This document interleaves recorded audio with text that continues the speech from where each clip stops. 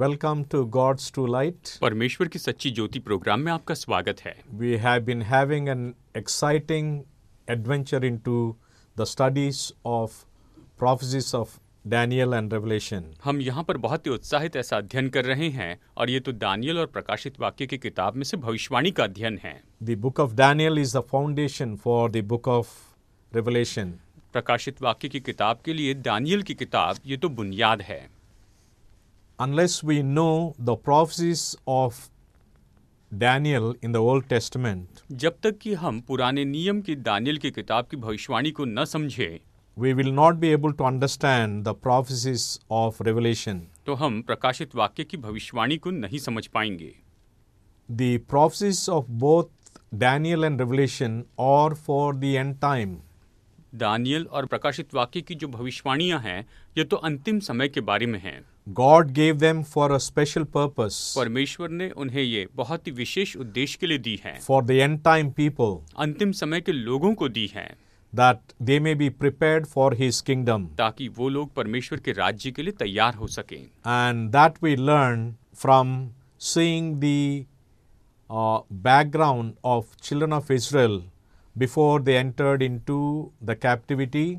और ये तो हम देखते हैं कि इस्राएली लोगों की पृष्ठभूमि में से उनके बंधुआई में जाने के पहले In Babylon, बेबीलोन में, and the years that they stayed in the captivity, और जितने साल वो वहाँ पर बंधुआई में रहे, that's for 70 years, यानी 70 साल तक, and God bringing them back to the land of Israel after 70 years, और 70 साल के बाद में परमेश्वर उन्हें इस्राएल देश में वापस लेकर आता है and establishing them there, और वो वहाँ पर उन्हें स्थापित करता है and preparing them for the first coming of the Savior, और उद्धारक के पहले आगमन के लिए उन्हें तैयार करता है, the Lord Jesus Christ, प्रभु यीशु मसीह के आगमन के लिए, when He came in the first century. और जब वो पहली सदी में यहाँ पर आया था उसके लिए। So, by studying all these background, और इस सारी पृष्ठभूमि का अध्ययन करने के बाद we will understand the meaning of the prophecies of book of Daniel. हम यहाँ पर दानियल की किताब में जो भविष्यवाणी हैं उनके अध्ययन को, उसके अर्थ को समझ पाएंगे। In this background, we'll find God's glorious purpose of choosing the children of Israel. और इस पृष्ठभूमि में हम पाएंगे कि इस्राएली लोगों के चुनने के लिए परमेश्वर का महिमामय पृष्ठभूमि क्या था। As His chosen people, as His chosen servants in the Old Testament. पुराने नियम में ये तो उसके चुने हुए लोग थे, ये उसके चुने हुए दास थे। That is the Old Testament times. ये तो पुराने नियम के समय की बात है। The situations that made them go into the captivity. ये ऐसी परिस्थिति थी जिसके कारण वो बंधुआई में चले गए थे। Why God's people were taken into captivity by heathen king and heathen people. क्यों परमेश्वर के लोगों को अन्य जाति के राजा और अन्य जाति के लोग अपनी बंधुआई में लेकर चले गए।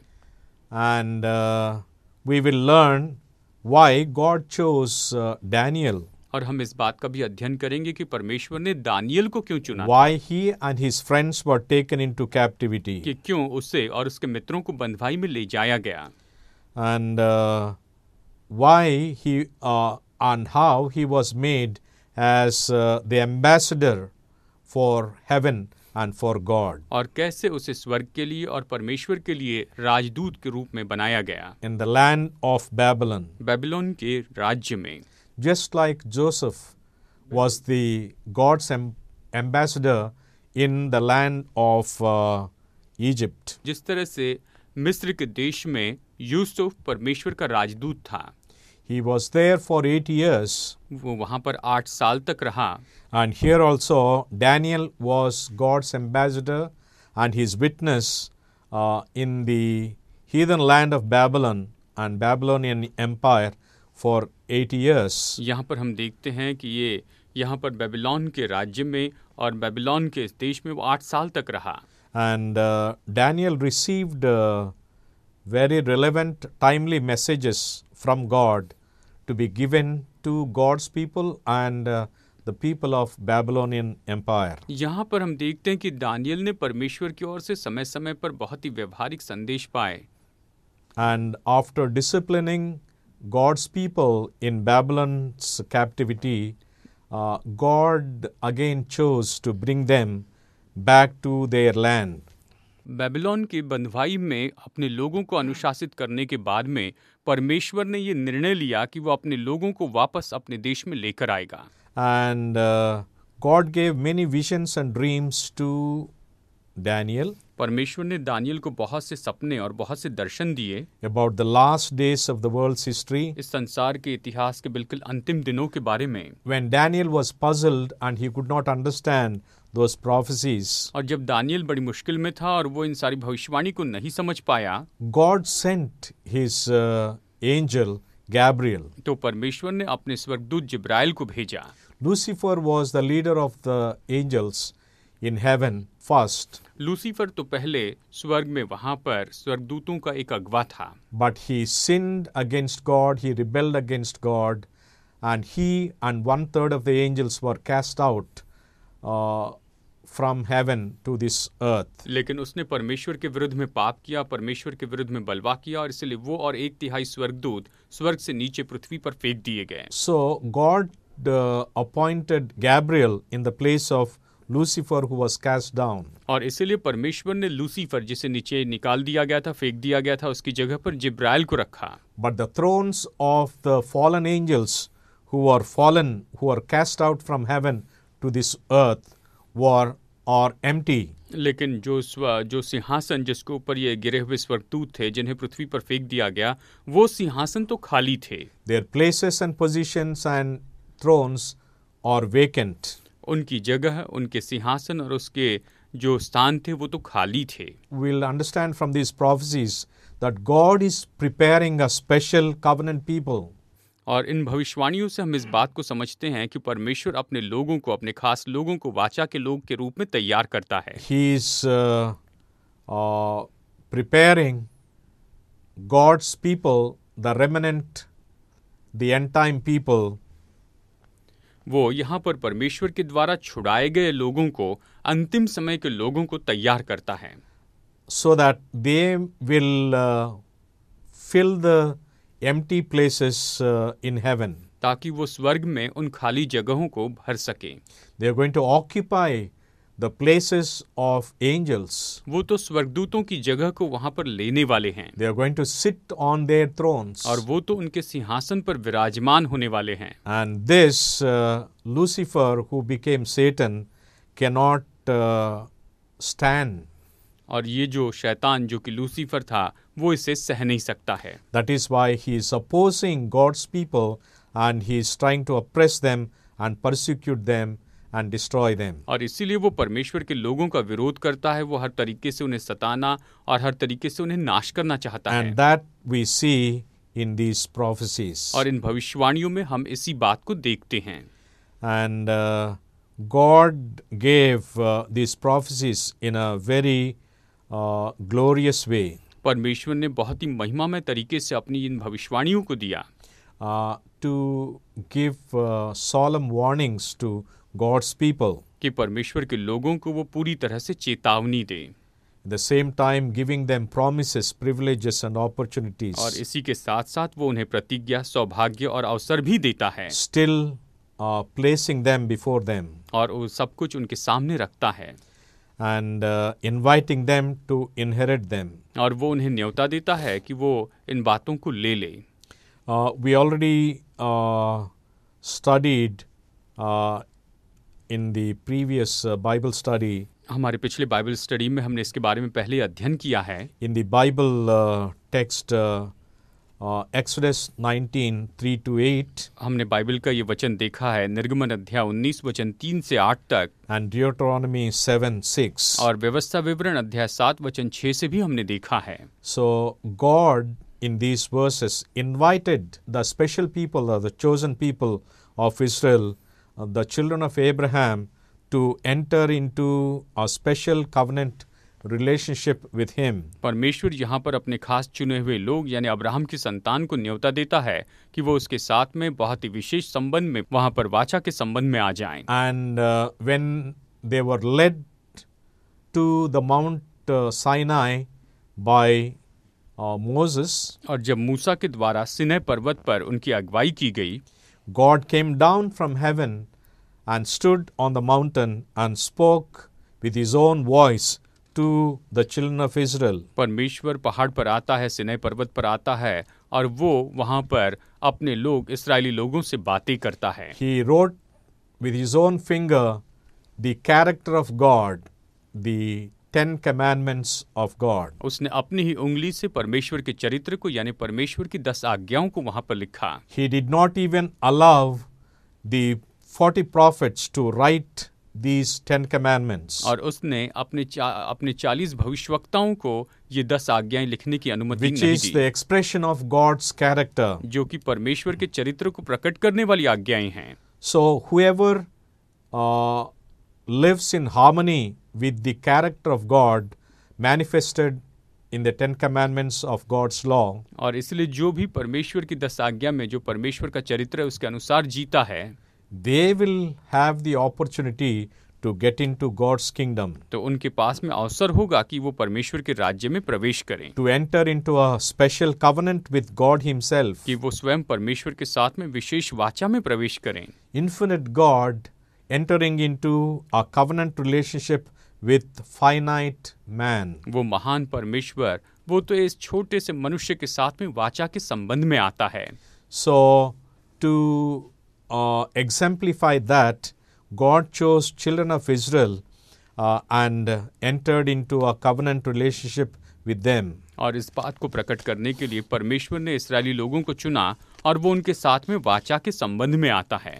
They accepted the covenant of God, उन्होंने परमेश्वर के वाचा को स्वीकार किया and they accepted God as the one and the only true God. और उन्होंने परमेश्वर को एकमात्र सच्चे परमेश्वर के रूप में स्वीकार When किया। God said, "There is no other God before me," और परमेश्वर ने कहा कि मेरे सामने तुम कोई और ईश्वर नहीं रखना। they believed that उन्होंने उस पर विश्वास किया and accepted it, और उसे स्वीकार किया and accepted him as their God and sovereign Lord and ruler of their lives. उन्होंने अपने जीवन पर उसे प्रभु परमेश्वर और महान अधिकारी के रूप में स्वीकार किया। And they promised God that they will keep the covenant, और उन्होंने ये वाचा बांधी परमेश्वर से कि वो इन वाचा को मानेंगे, that they will keep the conditions of the covenant, कि वो वाचा की जो शर्तें हैं उन सारी शर्तों को पूरा करेंगे, which is the obedience to God's 10 commandments. जो कि परमेश्वर की 10 आज्ञाओं के लिए आज्ञाकारिता है। And that's how they promise that they are going to cooperate with God's purpose. और इस तरह से उन्होंने प्रतिज्ञा की कि वो परमेश्वर के उद्देश्य के साथ में सहयोग देंगे। And though they were slaves in this world, और हालांकि वो तो इस संसार में गुलाम थे, they are going to be exalted as the children of God in keeping God's covenant. लेकिन फिर भी परमेश्वर की वाचा को मानने के द्वारा वो परमेश्वर की संतान के रूप में ऊंचे उठाए जाने वाले थे। If they obey God's commandments, अगर वो परमेश्वर की आज्ञाओं का they are पालन going करते to हैं be exalted above all the people. तो वो सभी लोगों के ऊपर में ऊंचे उठाए जाने वाले They थे। are going to receive rich blessings from heaven more than all the people in the world. और वो तो स्वर्ग में सबसे महान आशीष पाने वाले थे संसार If के they सभी लोगों से cooperate बढ़कर। to fulfill God's purposes in the covenant, अगर वो वाचा में परमेश्वर के उद्देश्य को पूरा करने में सहयोग देते हैं तो they are going to be special people for him. वो तो उसके लिए विशेष लोग होने वाले थे। Of all the people, सभी लोगों में से precious people, ये तो बहुमूल्य लोग होने वाले थे peculiar treasure, और ये तो बहुत ही अद्भुत ऐसी नीज प्रजा होने as a वाले थे। covenant people, ये तो वाचा के लोग थे, as a holy nation, पवित्र प्रजा के रूप में, as a kingdom of priests. याजकों के राज्य के रूप में। Great opportunities, बहुत ही महान अवसर था, great privileges, महान सौभाग्य है and great blessings that are given to all the people और ये तो ऐसी महान आशीष है जो सभी लोगों को दी गई है, but through these special chosen people, लेकिन ये तो इन चुने हुए खास लोगों के द्वारा है। they need to tell other nations about this covenant and the covenant privileges.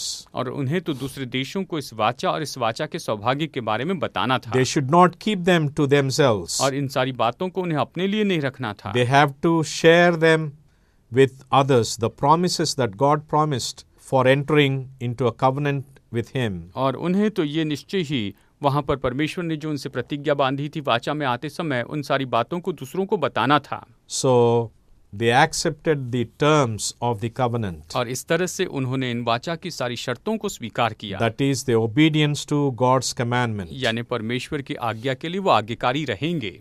And we have seen in Deuteronomy 28, 2-13, और हमने व्यवस्था विवरण अध्याय 28 वचन 2 से 13 में इस बात को देखा है, and chapter 7, 12-15, और अध्याय 7 वचन 12 से 15 में देखा है, and so many other verses in the book of Deuteronomy और व्यवस्था विवरण की बहुत से वचनों में देखा है about the special, glorious, unique blessings that God promised the children of Israel. और ये तो निश्चय ऐसे महिमा में ऐसी आज्ञाएं हैं जो कि परमेश्वर ने इस्राएली लोगों को प्रतिज्ञा के रूप में दी थी, If they enter into covenant relationship with Him. अगर वो उसके साथ में वाचा के संबंध में आते हैं तो।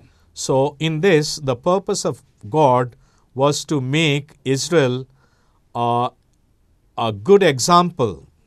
और यहाँ पर परमेश्वर का उद्देश्य यही था कि वो इस्राएल को एक उत्तम आदर्श के रूप में बनाएं, How they can live a superior kind of life, कि वो कैसे बेहतर जीवन जी सकते हैं, a glorious future that they can have, which the Creator Himself designed. कि वो ऐसा महिमा में भविष्य पाए जिसे स्वयं सृष्टिकर्ता ने बनाया है।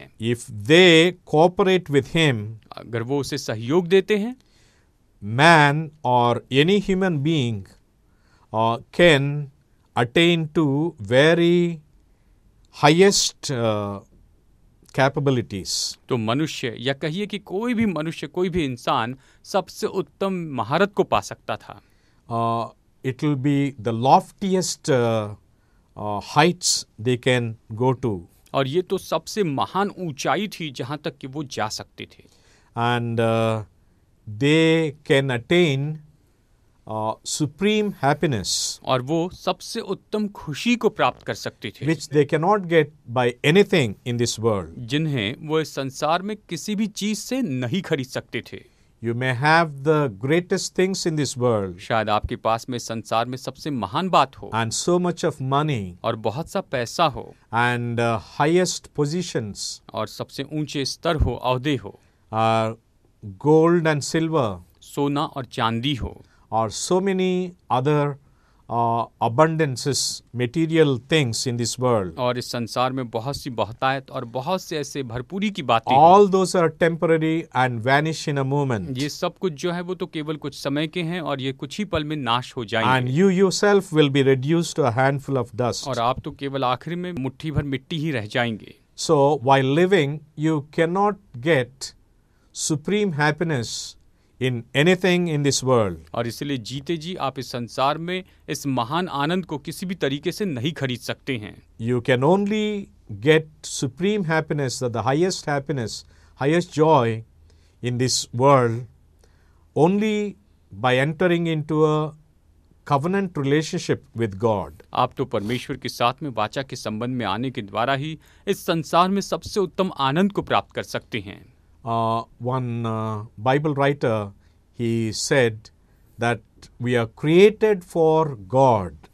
बाइबल के एक लेखक ने इस तरह से लिखा है कि हम तो परमेश्वर के लिए बनाए गए हैं। We cannot find happiness, we cannot find true joy, satisfaction in anything in this world. हम इस संसार में और किसी चीज में सच्चे आनंद को और सच्ची संतुष्टि को नहीं पा सकते हैं। We cannot have them unless we find them in God. जब तक कि इन सारी चीजों को हम परमेश्वर में न पाए, हम उसे नहीं प्राप्त कर सकते। So to this end, God purposed to ordain children of Israel. और यहाँ पर इसी उद्देश्य के लिए परमेश्वर ने इस बात का चुनाव किया कि कि वो इस्राएली लोगों को अभिषेक देगा, to keep the covenant and receive its highest blessings. कि वो वाचा को माने और उसके द्वारा सबसे उत्तम आशीषों को प्राप्त करें। They can have perfect health only by keeping covenant with God. परमेश्वर के साथ में वाचा को निभाने के द्वारा वो पूरी तंदुरुस्ती पा They सकते can थे have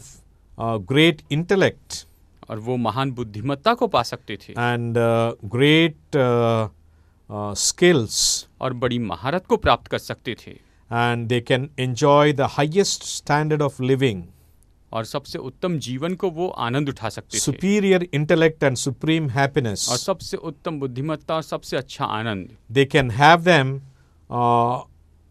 only by entering into a covenant relationship with no other human being but the Creator Himself, God. और वो तो किसी और मनुष्य नहीं लेकिन स्वयं सृष्टिकर्ता परमेश्वर के द्वारा इस वाचा के संबंध को प्राप्त कर सकते थे। Whoever you are, if you enter into God's covenant and keep the conditions of the covenant, you will inherit God's highest blessings. चाहे आप कोई भी क्यों ना हो, अगर आप परमेश्वर के साथ में वाचा के संबंध में God आते is हैं not partial. तो आप उसकी सबसे महान आशीष पाएंगे। He वो offers पक्षपाती them नहीं। freely to all the human वो beings, सारी आशीषें पूरी मनुष्य जाति को मुफ्त में देता है, whether Jew or Gentile, चाहे ये अन्य जाति हो या फिर whether यहूदी हो, Christian or non-Christian, चाहे वो मसीही हो या ना हो, whatever language, whatever region you belong to. चाहे आप किसी भी भाषा को बोलते हो, चाहे किसी भी प्रांत में रहते हो। God gives these promises, privileges, opportunities to all the people. परमेश्वर ये सारी प्रतिज्ञाएं, ये सारे सौभाग्य सभी लोगों को देता है। If you obey God's law, अगर आप परमेश्वर की व्यवस्था का पालन करेंगे you can inherit these blessings. तो आप इन आशीषों को प्राप्त कर सकते हैं And by nothing else you can inherit these blessings. और बाकी किसी बात से आप इन आशीषों को प्राप्त नहीं कर सकते हैं। Obedience to God's commandments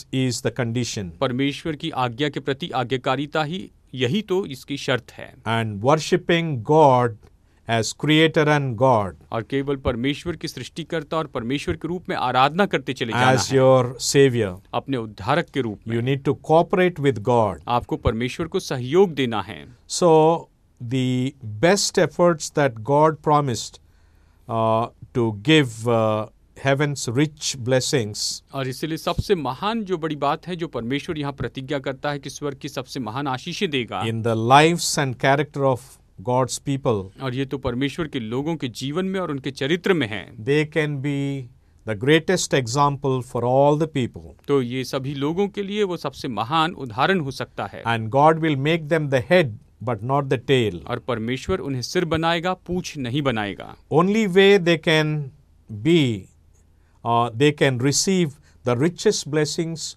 of heaven is to obey God's law, that is the 10 commandments of God which are written by the very finger of God. और वो केवल इन आशीषों को केवल तभी पा सकते हैं जबकि वो परमेश्वर की 10 आज्ञाओं को मानते हैं, जो कि 10 आज्ञाएं परमेश्वर की उंगली के द्वारा लिखी गई हैं। You may prophesy, आप शायद भविष्यवाणी करें, you may speak unknown tongues, शायद आप अन्य भाषा बोलें, and you may drive out devils. और शायद आप दुष्ट आत्माओं को निकालें, You may perform many miracles. और शायद बहुत से चमत्कार करें, You may do great signs and wonders. आप शायद बड़े महान अद्भुत चिन्ह और चमत्कार करें, But you cannot inherit the blessings of the heaven's richest blessings. लेकिन आप स्वर्ग की वो सबसे महान आशीषों को प्राप्त You नहीं कर cannot सकते हैं। enjoy good health, आप अच्छी तंदुरुस्ती का आनंद नहीं उठा सकते हैं, and you cannot have great intellect, और आप महान बुद्धिमत्ता को प्राप्त नहीं कर सकते हैं, intellectual capabilities, या फिर बुद्धिमत्ता की क्षमता को, or supreme happiness, या फिर महान खुशी को, and you cannot enjoy the highest standard of living और आप जीवन के सबसे उत्तम स्तर का अनुभव नहीं कर पाएंगे, उसका आनंद नहीं उठा पाएंगे, unless you fulfill the conditions of the covenant. जब तक कि आप उन वाचा की शर्तों को पूरा ना करें। That is to obey God's commandments. और वो है कि हमें परमेश्वर की आज्ञाओं का पालन करना होगा। And it was very unfortunate that children of Israel failed to obey God's commandments. और ये बड़ी दुर्भाग्य की बात है कि इस्राएली लोग परमेश्वर की आज्ञाओं को पालन करने में असफल रहे। They followed the beliefs and practices of the heathen nations all around them, उनके आसपास के जितने भी अन्य जाति के देश थे, उनके विश्वास और उनकी विधियों का वो पालन करते चले with गए, whom God never spoke. जिनके साथ में परमेश्वर ने कभी बातें नहीं की थी। So they lived the sinful lives of the heathen people all around them, और वो अपने आसपास के सभी अन्य जातियों के लोगों के जैसे पाप में जीवन जीते चले गए and totally failed to keep God's commandments and lost heaven's richest blessings. और वो परमेश्वर की आज्ञाओं को पूरी तरह से पूरा करने में असफल रहे और स्वर्ग के सबसे महान आशीषों को वो खो बैठे। To be above all the people in the world, कि वो संसार के सबसे ऊंचे में सब लोगों के ऊपर रहने पाए, and were led into captivity as slaves for 70 years in the city of Babylon. और इस कारण वो 70 साल तक बेबीलोन के नगर में वहां पर गुलामों की तरह रहे, and were oppressed in that captivity. और उस बंधुआई में वो सताए गए।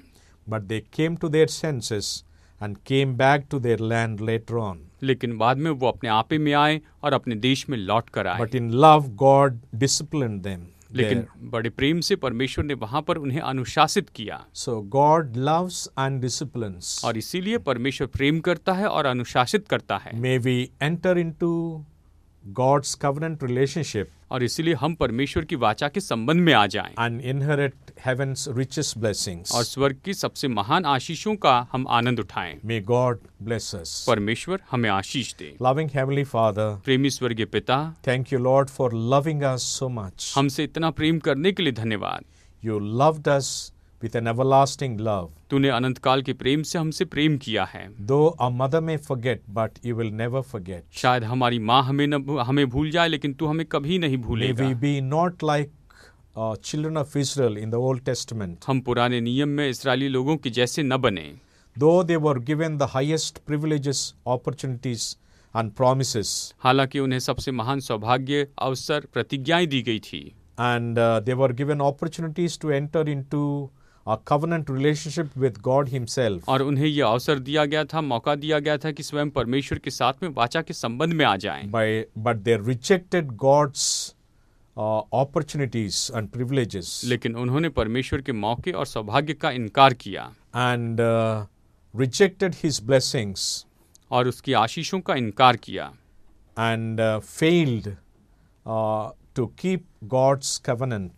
और वो परमेश्वर की वाचा को पूरा करने में असफल They रहे। disobeyed Him उन्होंने परमेश्वर की आज्ञा भंग and की followed the heathen nations all around और उनके आसपास के सभी अन्य जाति के देशों के जैसे काम करने लगे and became a curse और वो श्राप बन गए and went into captivity. और ये बंधुआई में चले गए। But in God's grace, He disciplined them लेकिन परमेश्वर ने अपने अनुग्रह से उन्हें अनुशासित and किया brought them from captivity. और उन्हें बंधुआई से वापस लेकर आया। May we not follow their example, और प्रभु, हम उनके आदर्श के अनुसार या उनके कामों के but अनुसार न obey करें, you and receive your rich blessings. लेकिन हम तेरी आज्ञा माने और तेरी बहुतायत की आशीष को प्राप्त करें Glorify your name and witness for you और तेरे नाम की हम महिमा करें और तेरे लिए गवाही दें and see your great glory.